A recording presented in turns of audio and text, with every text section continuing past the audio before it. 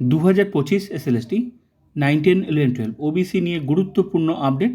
খুশির খবর যে ওবিসি 17% নিয়েই কিন্তু ভেরিফিকেশন আজ থেকে শুরু হলো। তো আমার মনে হয় না আর ভবিষ্যতে কেউ বাদ যাবে। তো এখানে 17% যেভাবে ছিল 17%ই থাকবে, ওবিসি এ বি থাকবে। তবে নেক্সট রিক্রুটমেন্টে কিন্তু শুধুমাত্র ওবিসি আর 7%। তো এই জন্যই আমার মনে হচ্ছে যে ওবিসি 17% হবে, কারণ ভেরিফিকেশন তো আজ থেকে শুরু হয়ে গেল। তো সেরকম কোনো নোটিশ নেই যে এখানে 7% অ্যাপ্লাই হবে আর ওবিসি এ বি বলে কিছু থাকবে না। কারণ আজকে ভেরিফিকেশান শুরু হলো 25 তারিখ আজকে, এরপরের দিন আবার 29 তারিখ ভেরিফিকেশান আছে, তারপর আবার কি বলে 3 তারিখে ভেরিফিকেশান আছে জুলাই মাসের, তারপরে ভেরিফিকেশান আছে 7 তারিখ, তারপর ভেরিফিকেশান 8 তারিখ। তার মধ্যে আবার নেক্সট মানে এই প্রসেস চলতে চলতে নেক্সট ডেটের আবার নোটিশ চলে আসবে ভেরিফিকেশানে। তার মধ্যে বাকি প্রসেসগুলো আশা করা যায় শুরু হয়ে যাবে। যেমন এই যে ভেরিফিকেশান যাদের হচ্ছে বা আগে যাদের হয়েছে ভেরিফিকেশান, তো পিভিআর অনেকের মেডিকেল টেস্ট বাকি আছে। পিভিআর মানে এগুলো ভেরিফিকেশান মানেই যে পিভিআর কমপ্লিট হয়ে গেলো তা না, কিন্তু পিভিআরের জন্য ডকুমেন্টস তোমাদেরকে জমা দিতে হবে কলকাতায় যেদিন যার ডেট আছে।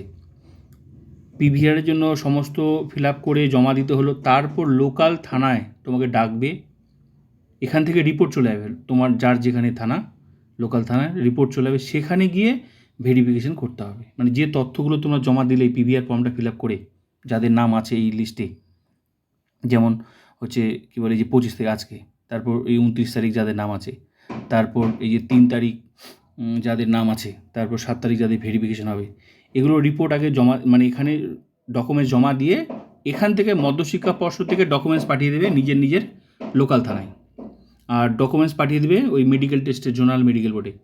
তখন ওরা কিন্তু এই কাজগুলো করবে, মেডিকেল টেস্ট আর হচ্ছে পিভিআর করে রিপোর্ট আবার চলে আসবে। তো তখনই তোমার পিভিআর মেডিকেল টেস্ট কমপ্লিট হলো। এখানে তো অবশ্যই আসতে হবে, এখানে আগে ডকুমেন্টসগুলো জমা দিতে হবে। তারপরে ধাপ হচ্ছে মধ্যশিক্ষা পর্ষদ, এই দুটো কাজ যখন কমপ্লিট হয়ে গেলো, তারপরে ধাপ হচ্ছে ওই অ্যাপয়েন্টমেন্ট লেটার। তারপর পাওয়া যাবে এই পিভিআর মেডিকেল টেস্ট যদি সাকসেসফুলি হয়, কমপ্লিট হয়, তারপরেই কিন্তু সেই ক্যান্ডিডেট অ্যাপয়েন্টমেন্ট লেটার পাবে, তার নামে ইস্যু হবে। আর যেদিন অ্যাপয়েন্টমেন্ট লেটার ইস্যু হবে সেদিনই যদি সুযোগ থাকে সরাসরি সেদিনই স্কুলে জয়েন করা যাবে।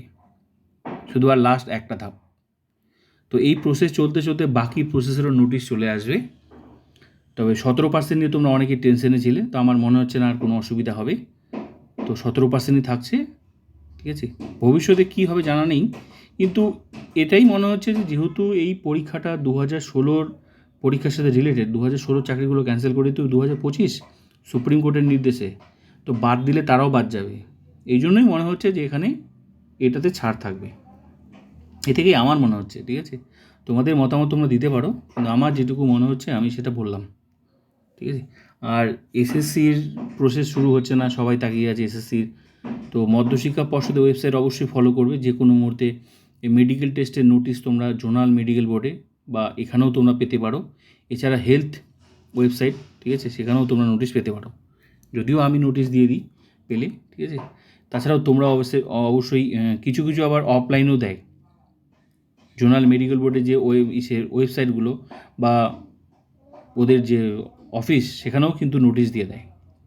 তো খোঁজ রাখতে হবে যাদের যাদের এই পিভিআর মেডিকেল টেস্টের নাম আসছে আর এখানে ডকুমেন্টস তোমরা জমা দিচ্ছ, মানে মধ্যশিক্ষা পর্ষদের কাজ কমপ্লিট, তারপর তোমাদের দুটো কাজ পিভিআর আর মেডিকেল, লোকাল থানায় আর জোনাল মেডিকেল বোর্ডে, এই দুটো কাজ তোমাদের দায়িত্ব নিয়ে কিন্তু কমপ্লিট করতে হবে। খোঁজ রাখতে হবে যে দেখো মেডিকেল টেস্টের নোটিশ দিয়েছে কিনা এটা খোঁজ রাখতে হবে।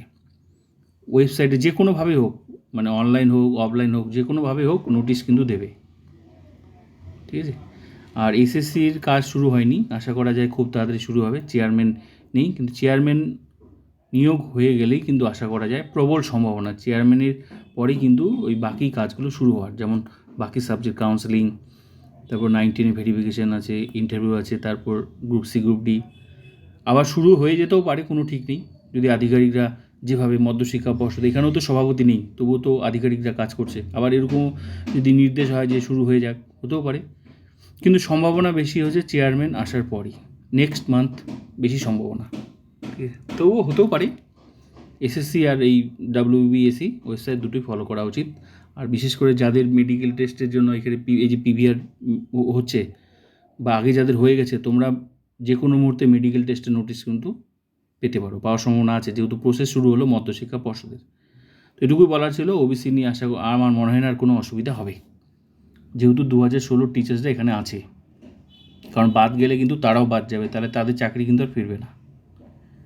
তো এটুকুই বলার ছিল। তো ভিডিওটা ভালো লাগলে like comment subscribe and share.